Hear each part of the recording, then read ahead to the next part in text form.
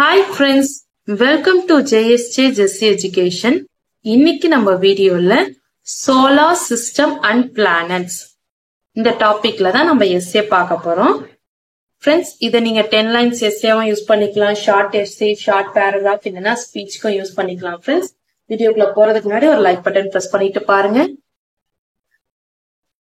The solar system consists of 8 planets and 1 sun. The 8 planets are Mercury, Venus, Earth, Mars, Jupiter, Saturn, Uranus and Neptune.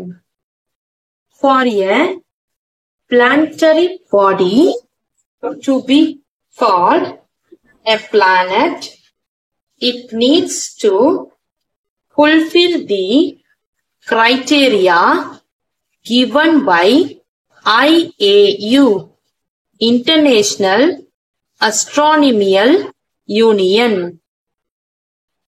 International Astronomical Union is responsible for discovering, naming and taking care of the science of astronomy in the world. There are more than 500 solar systems in the universe.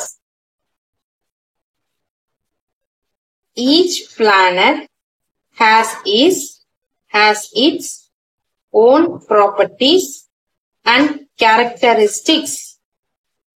Earth is the only known planet to support life.